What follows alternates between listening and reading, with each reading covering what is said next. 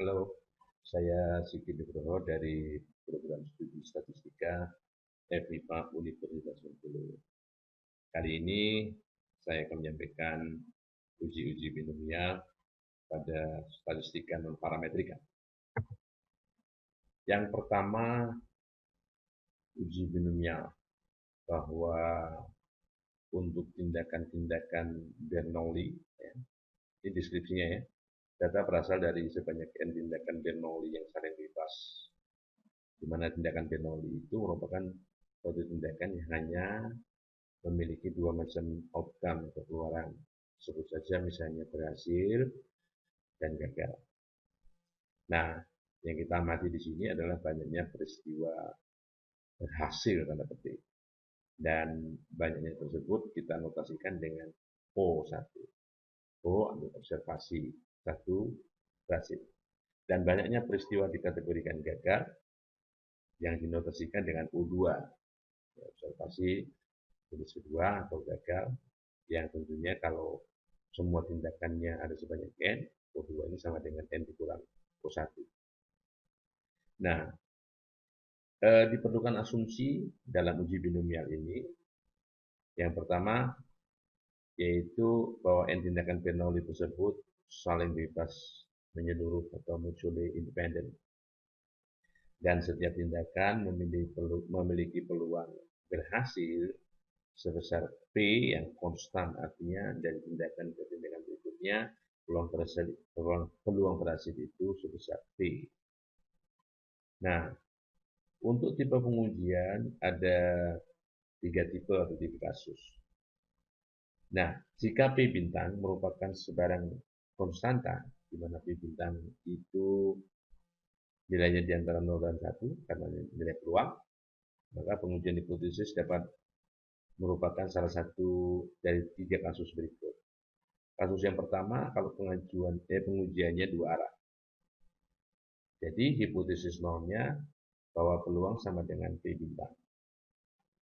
Lawan alternatifnya karena dua arah, peluangnya tidak sama dengan P bintang. Dua arah, tidak sama dengan bisa lebih kecil, bisa lebih besar.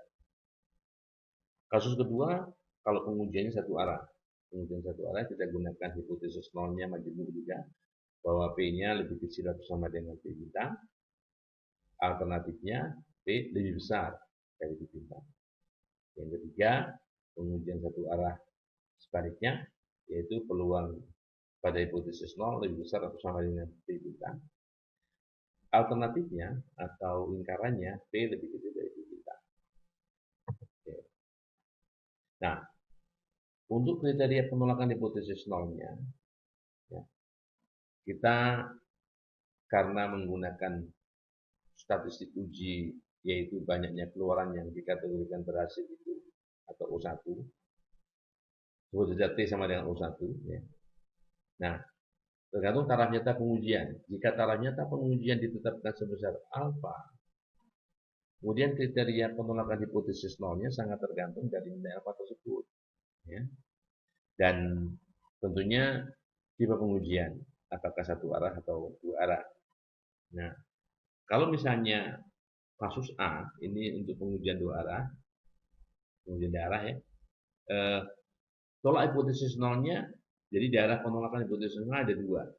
Yang pertama di sebelah kiri T1, yang kedua atau di sebelah kanan T2.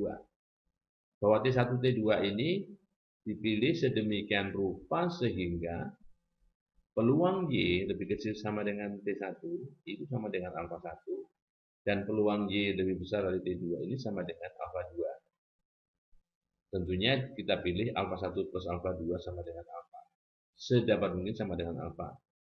Saya yakin untuk mendapatkan alfa 1 plus alfa 2 sama dengan alfa persis ini karena distribusi binomial itu distribusi dari variabel diskrit tentu akan sulit untuk mendapatkan nilai alfa yang dikehendaki. Di mana Y memiliki sebaran binomial dengan parameter N dan P bintang. Artinya kalau hipotesis nol benar, hipotesis nol benar artinya nilai peluangnya sama dengan P bintang. Jadi distribusi yang digunakan adalah binomial N P bintang. Untuk kasus B,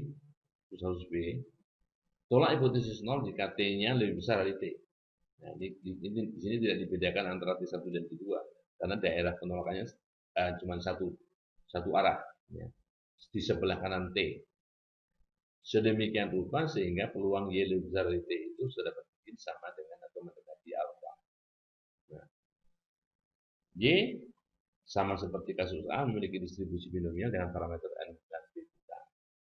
Sedangkan kasus C ini menolak hipotesis 0 apabila T-nya lebih kecil dari T sebelah kiri pada penolakannya. Ya. Demikian rupa sehingga total luas ini ada peluang Y lebih kecil sama dengan T itu alfa besar. Oke. Nah, untuk ukuran sampel yang cukup besar, jadi apabila sampelnya misalnya N-nya lebih besar dari 20 begitu, penggunaan pendekatan sebar normal itu sering digunakan dengan nilai ekspektasi dari sebaran normal itu didekati dengan nilai N kali B bintang dan variannya atau ragamnya sebesar N kali B bintang kali 1 min B bintang. Oke.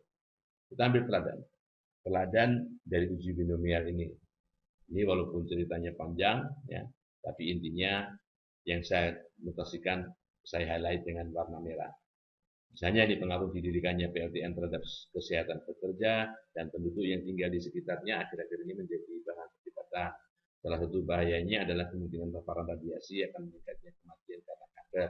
Problem yang biasa dijumpai ketika kita melakukan studi kasus seperti ini adalah sedikitnya jumlah kematian karena kanker dari semua jenis maupun suatu jenis kanker tertentu, sehingga kebermanaan statistik akan sulit dicapai kecuali jika studi dilakukan dalam jangka waktu lama.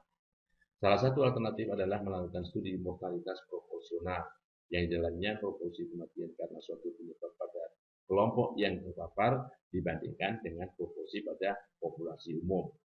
Andaikan hasil penelitian menemukan bahwa 4 dari 13 kematian pada para pekerja berusia 55 hingga 64 tahun di PLTN disebabkan karena kanker.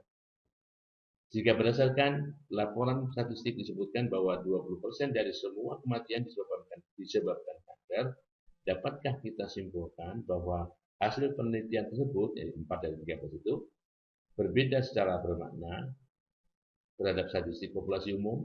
Populasi umum mengatakan karena kanker itu 20%. Gitu ya. Nah, ternyata pengujian 5%. Ini ternyata pengujian 5%. Oke. Nah, hipotesis yang akan diuji dinyatakan dalam bentuk seperti ini. Oke, apabila hipotesis 0 benar, maka jadi P bintangnya adalah 0,2. Di sini dua arah P bintangnya, ya, P tidak sama dengan P bintang, P tidak sama dengan 0,2. Nah, di mana P adalah proporsi kematian karena kanker di antara para pekerja di PLTN dan P0 adalah proporsi kematian karena kanker pada populasi umum. Jadi alfa 0,05, P-nya 0,31. Kita lihat 0,31 itu lebih besar dari 0,2.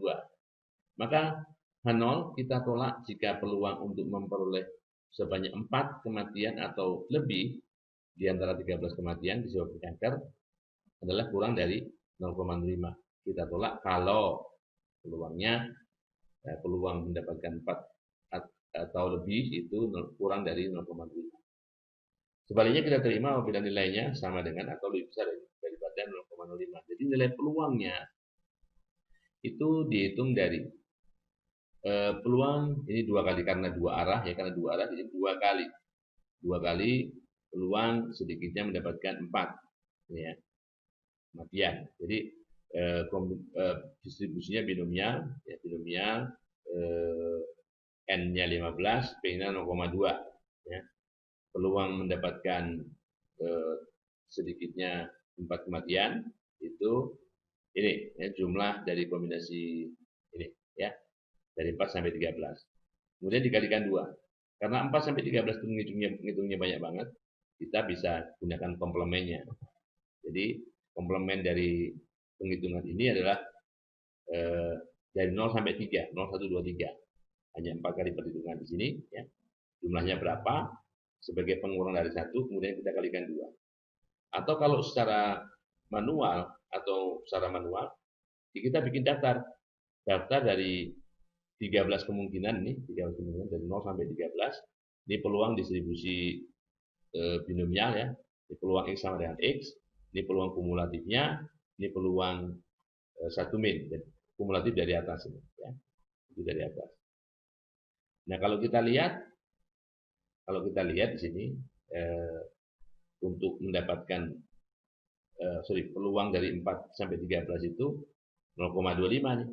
0,25. X lebih besar sama dengan 4 ya, 0,2527. Kalau kita kalikan 2, ya 2 kali ini 0,5054. Jadi tentunya jauh lebih besar daripada 5%. Ya. Karena jauh lebih besar dari 5%, maka hipotesis nol tidak ditolak. Tidak ditolak. Oke. Kita bisa lihat nih, dari sini juga bisa. Ya.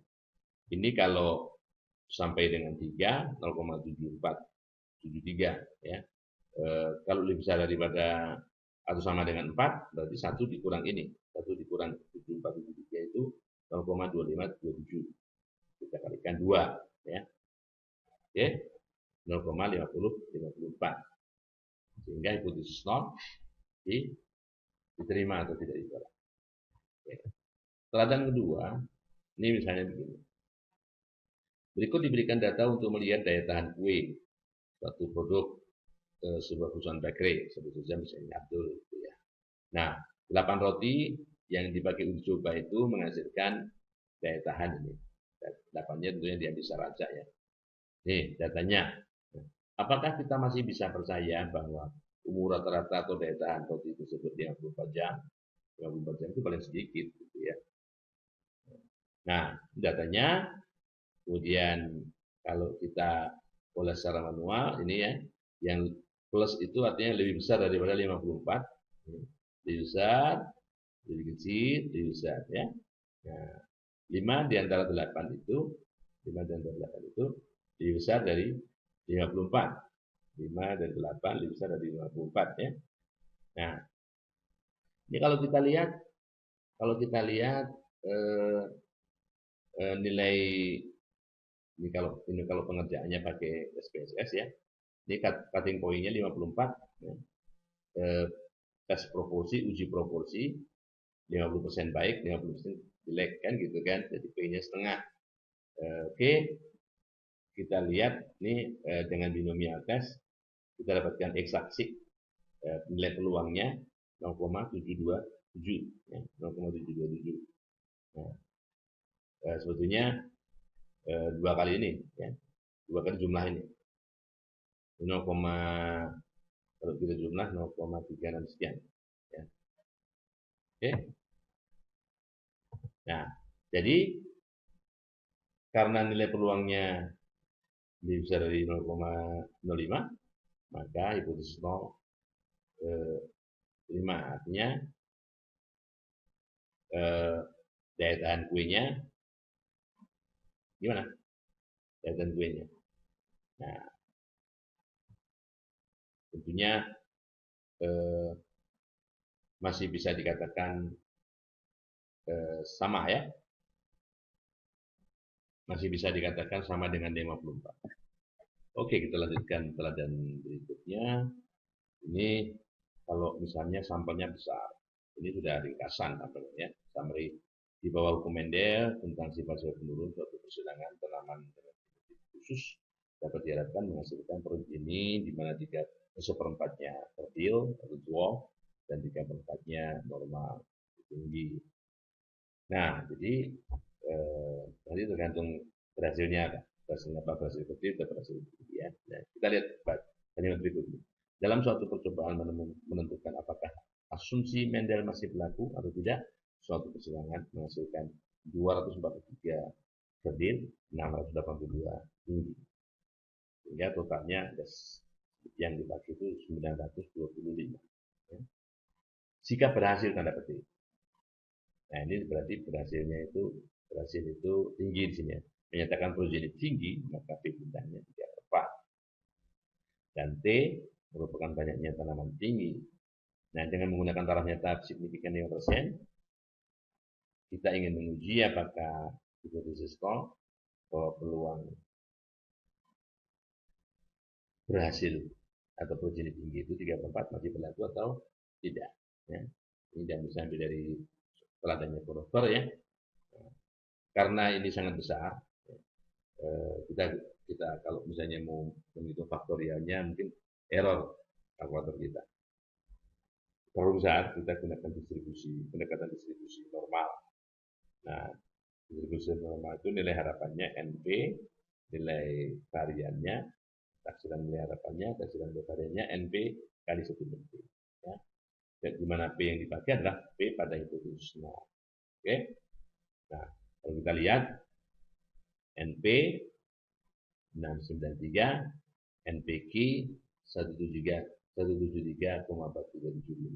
Sehingga kalau kita cari batas bawahnya, batas atasnya, batas bawahnya 667,938, batas atasnya 719,562. Rata-rata 5% atau selang percayaan 95%. 95 itu dikurangi. Ini 25% di 2,5% di bawah, 2,5% di atas. Ya. Nah, sehingga kita lihat apa yang kita amati bahwa 682 ini ternyata terletak di antara dua interval ini. Pada interval ini bukan dua interval, dua titik ini sorry ya, dua titik ini. Sehingga kita bisa katakan bahwa hipotesis nol diterima. Ya, kita bisa melakukan pengujian untuk meriksa pengujian hipotesis nol lawan alternatifnya itu diterima ditolak bisa dengan cara melihat selang percayaan. Apabila dia berada dalam selang percayaan itu, hipotesis nol diterima. Oke, uji kuantil. Kuantil ini masih tergolong uji binomial ya, karena apakah nilai itu berada di bawah kuantil tersebut atau di atas kuantil tersebut ya. Nah, caranya sama bahwa X1 sampai Xn merupakan contoh acak untuk menguji kuantil dari suatu perubahan acak dapat digunakan uji binomial. Sedikitnya skala pengukuran ordinal, jadi skala sedikitnya ordinal. Kalau nominal nggak bisa. Ya. Sebagai syarat uji kuantil. Meskipun uji binomial mensyaratkan skala nominal sudah cukup. Ya.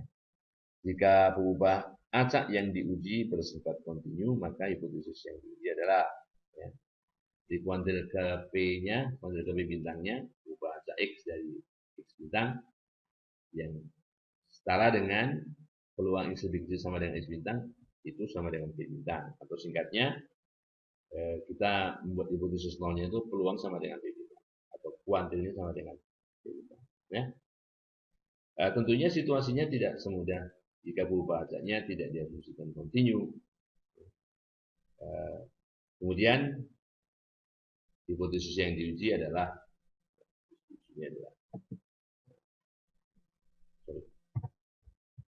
A-nya uji dua arah, BC sama seperti yang sebelumnya itu satu arah. Jadi pengujiannya apakah dua arah atau satu arah? Hanya notasinya yang sedikit berbeda dengan uji sebelumnya. Di sini kuantil populasi ke P adalah X bintang. Lawan X bintang bukan kuantil populasi ke P bintang. Ya. Untuk yang satu arah, kuantil populasi ke P bintang lebih besar atau sama dengan X bintang. Lawannya lebih kecil dari ya. Sebaliknya di sini lebih kecil atau sama dengan X bintang, lawannya lebih besar dari. Oke. Nah, teladannya. Kuartil atas.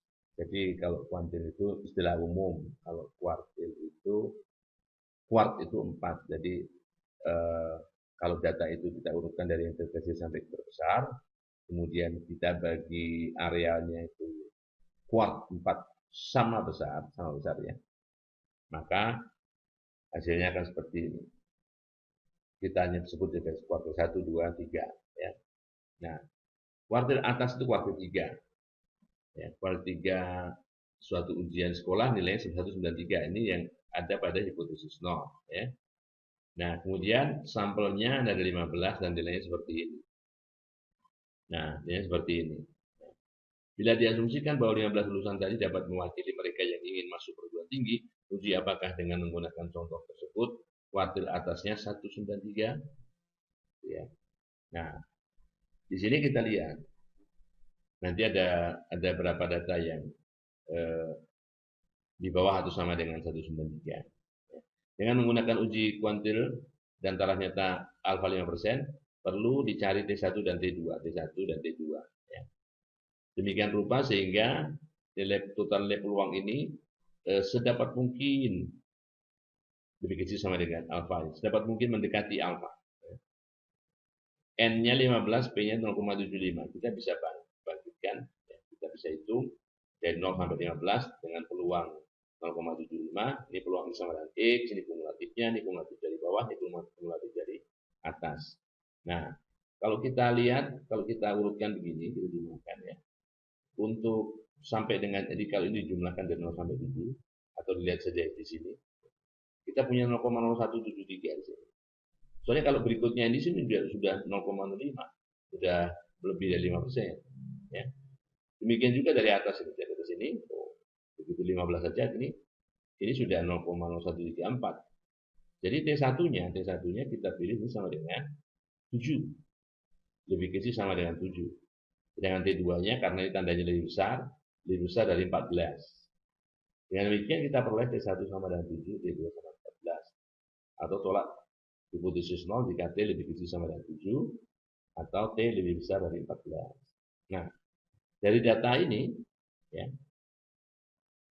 T1-nya 7. Ada 7 yang lebih kecil dari 1 dan 3. 1, 2, ya kan? Ini sama kan?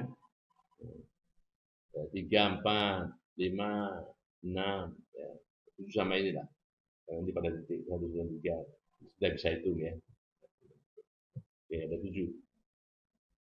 7. 1, 2, 3, 4, 5, 6. Oh, ini enggak dihitung. 1, 2, 3, 4. Hitunglah ya. Bukan 7 ya. 1, 2, 3, 4, 5, 6, 7. 7 ya. Jadi sesuatu 93. Dengan demikian hipotesis 0 ditolak. Karena apa? Ya. Nilai peluangnya totalnya lebih kecil dari 5%. 7 kan? 7 di sini.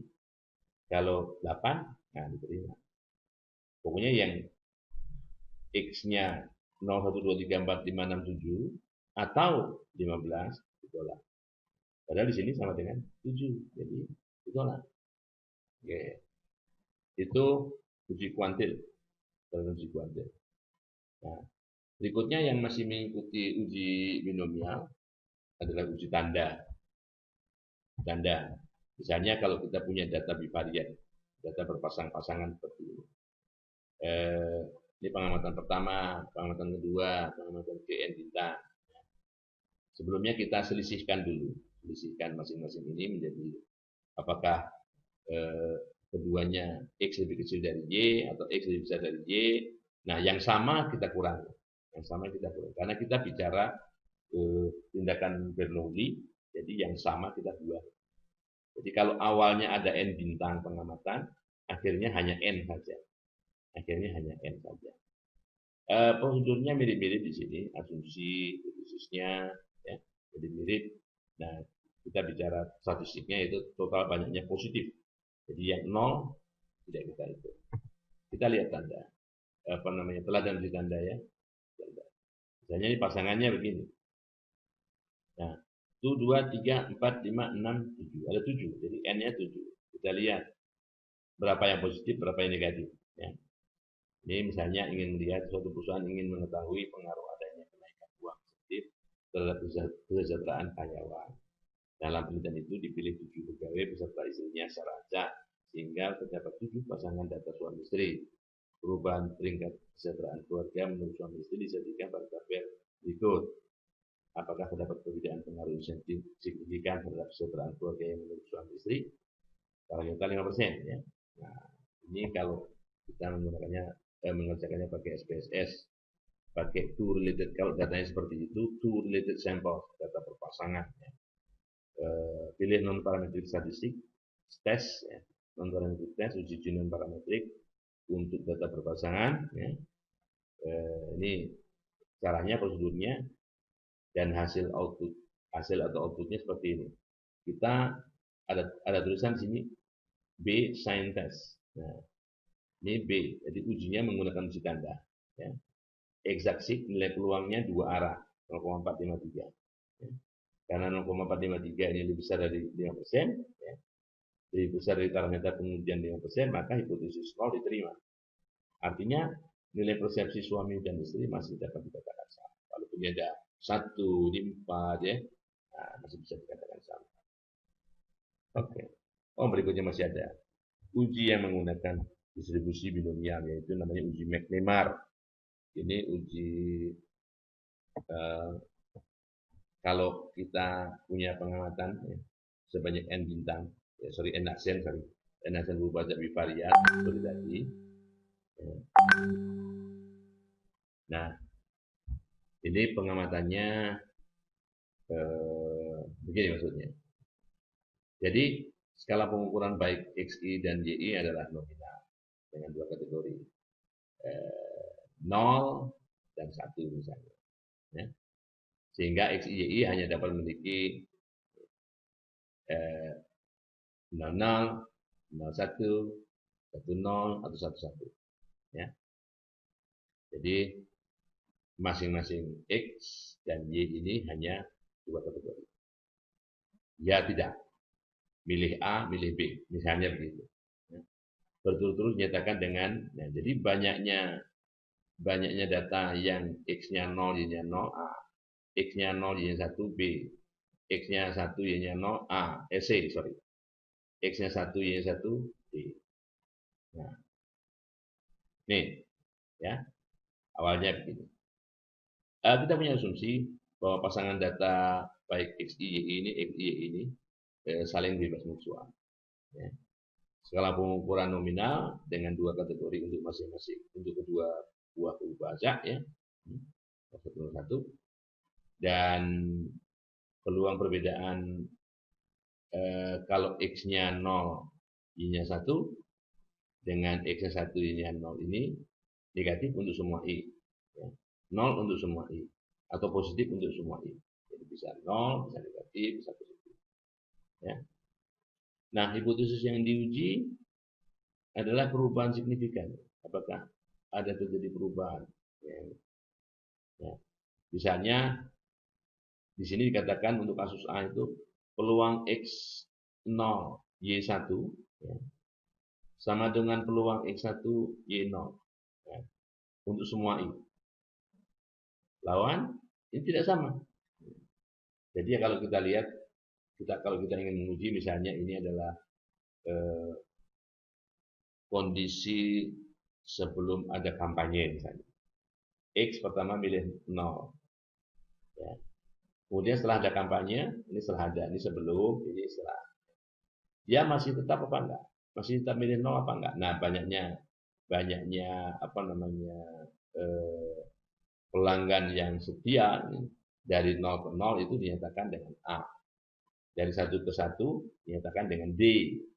Sedang yang enggak setia yang berubah karena kampanye iklan misalnya, dari 0 ke 1 itu B, sedangkan sebaliknya dari 1 ke 0 itu C.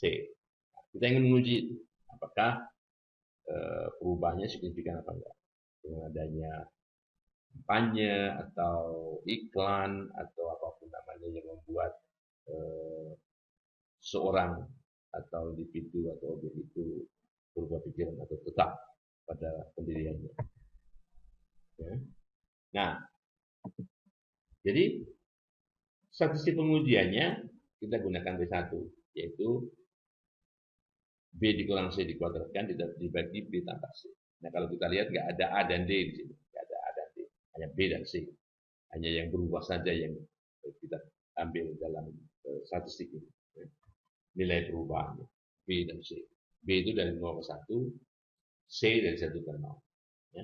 Nah, namun demikian, yang sudah ada yang pelajari, kalau B tambah C ini kurang dari 2020, statistiknya cukup yang B saja. Yang B saja. Ya. yang dari 0 ke 1 saja. Kedua statistik tidak tergantung A atau D, yang lain menyatakan bahwa banyaknya nilai kembar, yaitu nilai yang kita sampingkan dalam analisis. Kembar kan? Kita nggak pakai nilai kembar, ya kita pakai yang tidak kembar. Oke? Nah, aturan keputusannya, kalau N kurang dari 20, maka tabel binomial. Jadi ini menggunakan tabel binomial, seperti biasa. Kemudian N tersebut, ya, kemudian tabel tersebut menggunakan P sama dengan setengah, karena kan simetris ya. Jadi asumsi hipotesis nolnya keluar dari 0 ke 1 dan keluar dari 1 ke 0 itu sama. Ya. Oke. Nah, baru jika banyak sampel itu lebih besar dari 20, maka statistik yang digunakan itu T1 itu. Satu ini. Ya. Dan tabelnya, karena N lebih besar dari 20, kita menggunakan tabel K kuadrat dengan derajat derivat 1. Oke. Nah, ini kenapa menggunakan Z kuadrat, kenapa menggunakan K kuadrat, itu karena ini apa namanya reasoningnya ya. Kalau N-nya besar, maka kita bisa dekati dengan distribusi normal, bahwa nilai harapannya N kali P, N kali setengah, nilai variannya N kali P kali Q, N kali setengah. Dan ini kalau kita ganti T2 adalah B, ya, maka ini sama dengan Z. Dan Z ini memiliki sebaran distribusi normal apabila hipotesis semua benar. Karena N ini sama dengan B tambah C, kita bisa elaborasi, diganti N-nya sama dengan B plus C, sehingga kita dapatkan, kalau kita masukkan, B dikurang setengah N dibagi setengah akar N ini menjadi B dikurang C dibagi akar B plus C. Nah, kalau ini dikuadratkan menjadi rumus yang tadi. B min C kuadrat dibagi B plus C.